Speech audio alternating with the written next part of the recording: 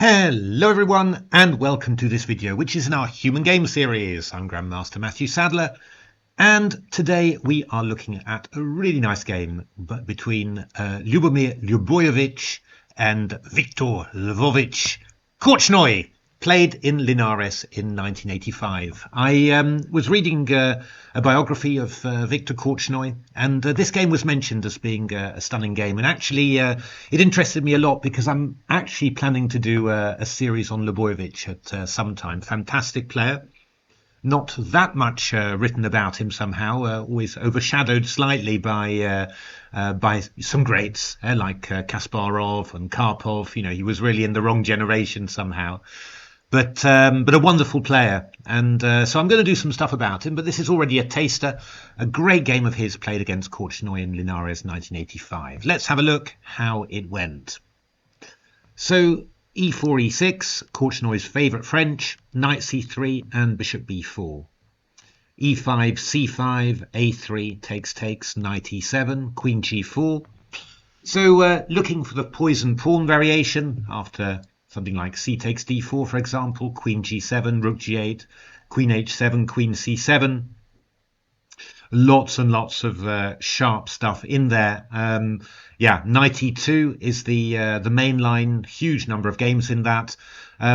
All those years ago now, just when we did the AlphaZero videos, noticed that AlphaZero played Queen d3, which was very, very interesting as well. And there have been a number of games played at the top level with that since. Jordan van Foreest, in particular, won a really nice game with that. But Kortchnoi played castles kingside, and I have to say I've spent ages analysing this for the black side, but I was never particularly satisfied. The big problem nowadays is that white plays the move bishop d3, black plays f5, we take, and then white's got this maneuver bishop g5, rook f7, queen h5, forcing some weak like squares, and then the queen retreats back to d1, and after knight c6 you go knight f3. And yeah, I mean, this whole maneuver of creating these dark square weaknesses on the king side, and then bringing back the queen out of harm's way, back to where it can help defend the queen side and also keep the white position together. I just couldn't find anything really satisfactory for black. There's a great book by Emanuel Berg, a Swedish player, winner expert on this, and he tries to make a good case for it, but at the end of the day, I just wasn't satisfied with the positions. What Ljubojevic did, obviously this is back in 1985, so yeah, I mean nearly 40 years ago, crazy. He played the move knight f3, and was going to lead to similar structures, only the white queen sort of ends up being caught on the king side, and in some ways you think that would be quite good. The queen's in there to attack the king side, but actually there's not much attack really going on. Black's got sufficient resources to defend against that, and actually the queen just ends up becoming getting a little bit in the way, getting hit by the black pieces. So actually these type of lines are actually quite okay for black. Still, though, a bit of an acquired taste, I do have to say that. So after knight c6, bishop d3, f5 played, and now white takes on f6.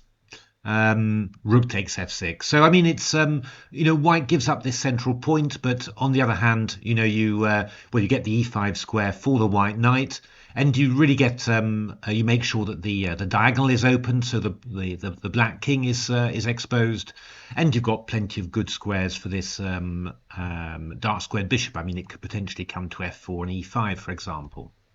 For the moment, it goes to g5. Rook f7, queen h5, this maneuver again, but here the queen doesn't go back to d1, it sort of hangs around on h4. So what should black do? Well, black does something now that feels a little bit anti-classical, really. I mean, you're always taught that you should keep the tension in the center, but it's not really quite as simple as that. Here black plays c4. driving away the bishop from the diagonal. The queen comes to a5, hitting the c3 pawn. So white goes bishop d2, and now black plays knight f5. And this is what I mean by the queen getting in the way. Somehow that the queen's going to end up being a bit of a target for black's minor pieces, and you just sort of say, oh, if it just wasn't there, basically, then black would have a lot fewer tempi. White plays queen g5. And now there's a couple of moves here. Kortchnoi played bishop d7, which is very reasonable. Knight d6 is very reasonable as well. And it's a very typical maneuver for black. I'm just pointing it out now. Just this knight is coming into e4. It's hitting the bishop on d2, the pawn on c3. And again, the queen is getting in the way. The engines give this as the main line, h4. It's just 0.24 according to Stockfish. Knight e4 hitting the queen, and now the black starts trying to open lines somehow. And if de, then bishop f5 is the engine line. And well, I mean, you're just going to try and play rook e8, knight e5, and again, you know, the white queen is in the way of the pieces. So black actually has quite good prospects with that. But bishop d7 is a decent move as well, and knight d6 can always happen later as well. So there's a number of possibilities here. The engine's kind of like castles, and after knight d6, maybe even bishop e1, just to get the bishop out of the way and to sort of move the queen back. Yeah, I mean, as you can see, that this queen on g5 is just not super. But Ljubojevic played a very aggressive move, g4, chasing the knight back a little bit to where it wants to go, and then h4. Wow. So, I mean, Torch was actually looking at playing queen e3 with the idea of going knight g5 and f4, which is quite interesting. You know, I mean, at least you managed to take a bit of control of e4, and then f4 you're clamping down on e5. But yeah, queen a4 were these Torch Stockfish games, and yeah, it's just a little bit painful for white all the time. I mean, at some stage we'll go h6 and knight e4 as well. Get our pieces into there. Just a little bit tricky, really, for white. h4 was played by Ljubojevic, knight e4, and then rook af8 from Kortchnoi. Pretty good. Torch was also choosing e5 in this position, just you know, just trying to break open the e-file. And again, this is pretty good for black. You know, black's managed to get an awful lot of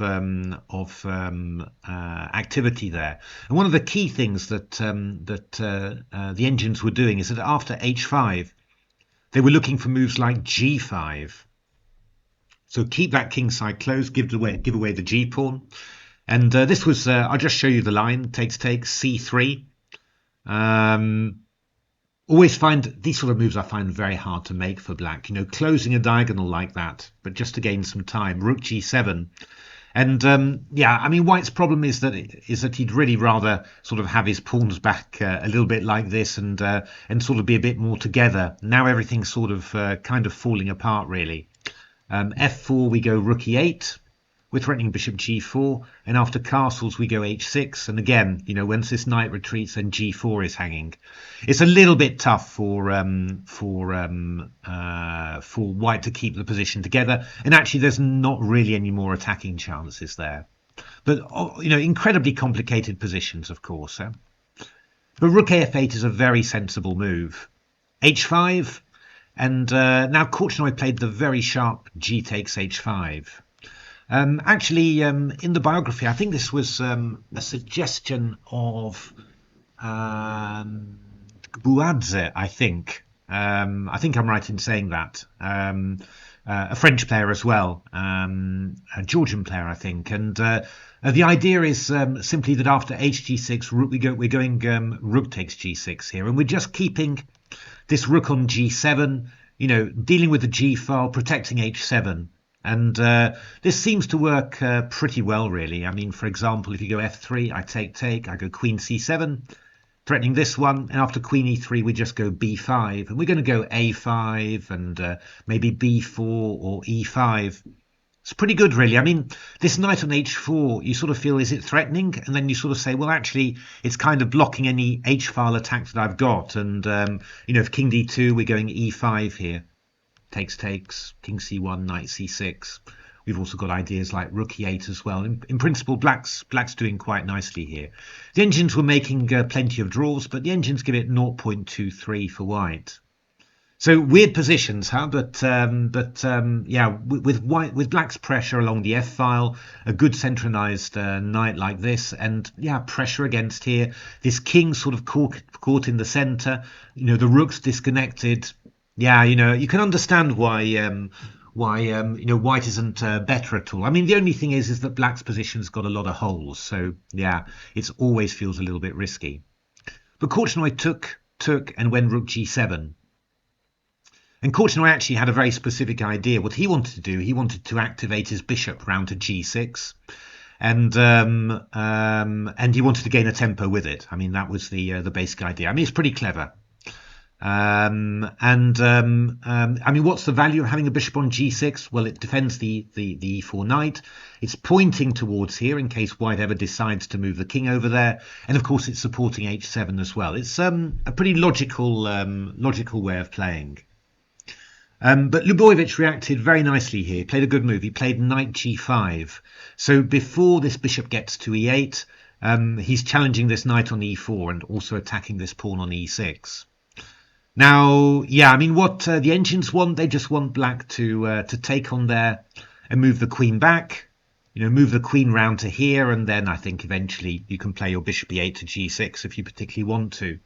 But Kortchnoi's weakness as a player, and I think that Nigel Short has commented on this, is that he sometimes got himself into these situations where he just wanted things to be true, wanted things to happen, and then just with enormous strength of character, he'd try and force his moves onto the position, and sometimes that led him to overdo things, and sometimes of course it led to quite amazing results somehow. The positions that he won that he had no right to. It's like Larsen somehow, just different players, but the same indomitable will to win. But here he played bishop e8, so he wanted his bishop g6 idea. He's going to play it. And Ljubojevic went for the adventure with knight e6. It's 2.2 for white now, so you can see how big the difference is. In all fairness, I do understand why Kortchnoi got attracted to it. In particular, the opening of the e file. I mean, normally you need to work hard. You need to play e5 and takes. By giving away the pawn, you open up the e file for free. But somehow it's that e file is not quite powerful enough, and the weaknesses of black's king are going to end up being more important. I'm not too sure, to be honest, that I would necessarily have understood that. So knight takes, bishop g6. This is Kortchnoi's idea, and knight f5. And I imagine that Kortchnoi's idea maybe was to go rook e8 in this position. But you can just, white just plays king d1, gets out of the way, and yeah, there's no really great attack for black here in actual fact. No fantastic discovered attack. Actually, your pieces don't really have much scope. The white structure is solid, so what can you do? And white's just going to, play the king to c1, chase away the knight eventually, and there's, yeah, it's just not that great somehow. Slightly confusing, and I kind of feel for Viktor here, because it's not at all obvious that it's like that at all. He played queen c7, looking to maybe invade around here, and actually the engines want to play this move bishop f3 first. Just let's get rid of this knight, and then we can think about doing something with the king. Maybe you could even take it and then move the king to e2. Ljubojevic played castle queenside, which feels right. I mean, it feels like the move that you should play. But the engines just say, oh, sorry, and just 0.17 now. And what the engines want, actually, is to play this move knight e7. It's a nice idea. You want to get rid of this knight, and if knight takes, then you're actually going to take with tempo and attack this one. And if you come around to b2, then, well, there's another advantage of having got rid of this pawn. You've got access to the third rank, so you can attack very smoothly like this. And it's pretty good. You know, it's a pretty decent way of playing. This knight e7 move is just really important. What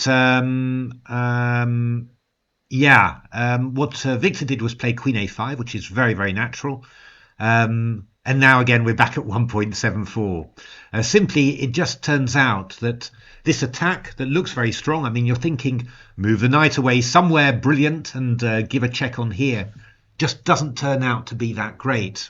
I mean, if your bishop was free along this diagonal, contributing, for example, that would really help, but this knight on f5 is blocking. And it's just going to turn out to be really tough.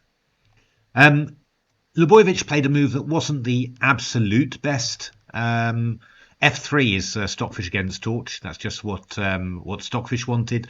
Get rid of the knight, and then there's no danger at all. Bishop F3 feels quite natural, to be honest, and it's not a bad move, but it's just not the optimal move. But just looking to get rid of that knight. And then free up lots of dark squares for the white queen to attack. The engines want takes and knight e7. Again, this move, you know, we're going to come round to b6 check, and we're hoping going to have something like knight f5, for example.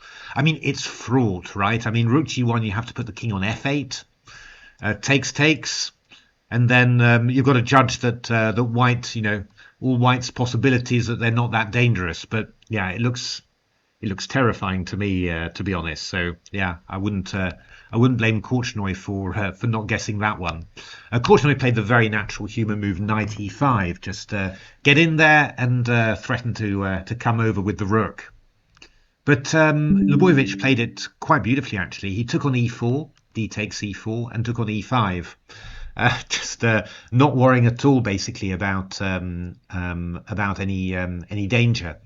And what he planned was its force, but I mean, you have to have that in your imagination. You have to see it in order to deal with the threat of mate, which looks pretty much unstoppable. I mean, bishop c1, we've got queen b1 checkmate. He just plays queen takes b6, a brilliant queen sacrifice there. So Kortchnoi took on b6, and you know, at first sight, you're just looking at it. You know, the whole position looks very, very messy, really. You know, black's got the queen. Okay, white's got a pawn on e5, but that pawn on e5 is, you know, it's hanging. I mean, it can't be that bad, right? But actually, it really is that bad. It turns out that black's got nothing really against the white king. And actually the black king's in a lot of danger. And the crux of it is the following maneuver from white. Rook d8 check, king f7 and knight d4. And this knight is an absolute monster. So it's protecting c2. But what it's also doing is protecting b3. So even as in the game, when black manages to activate the light squared bishop and take the pawn on c2, the black queen still can't do anything. It can't get into b3. It can't even go to b5 and get into b1. This knight on d4 is covering all of those squares. I mean, that's the absolute crux of it. And on top of that, if that's not enough, this knight is also supporting the advance of the pawn to e6, which is absolutely killing. So, I mean, this knight is an absolute monster. If white didn't have that, you know, black would be perfectly in the game. But as it is, yeah, this knight's a monster, and there's nothing that white can do, that black can do. So Kortchnoi played e3, e6 check, king f6. If you went king e7, then bishop g5 is checkmate, which is rather nice. King f6, f takes e3, bishop takes c2, check, check, and bishop d6, very powerful, threatening rook f8, and bishop b1 check played by Kortchnoi, hoping for king b1, but just king b2, use that knight, covers b5, covers b3, covers c2. The white king completely safe, and white's next move is going to be rook f8. So, yeah, Kortchnoi resigned, nothing to be done there. I love that game. I thought that was a really beautiful game. I thought, I mean, in some ways, it was kind of easier for Ljubojevic because Kortchnoi was playing so forcingly. I mean, Kortchnoi kind of after this move forced Ljubojevic to go into complications, and they just turned out to be good. And it was really Viktor making a lot of the running and Ljubojevic responding, but still, I mean, there was huge amounts of imagination there from Ljubojevic, and castling queenside, move 26 in a win over a French doesn't happen very often, not with your queenside damage like this. And this queen sacrifice, just seeing that and understanding how good it was really impressive. And I love this knight d4 maneuver. I thought it was really, really nice. So some great play there from Ljubojevic, and also a huge fighting performance from Viktor as well, just going for it non-stop. And as I said, I'm probably going to try and do some more games of Ljubojevic in a future Reengineering the Chess Classic series, because he's a lovely player, and it's so many great games to watch. So there we are. Hope you're enjoying this. I'm just, as I said, randomly going through stuff that's just occurred to me, or sort of tickled my fancy as I've been reading and watching chess. If you're enjoying it, give a like, subscribe to the channel, and keep your eyes peeled for lots more videos. Thanks for watching.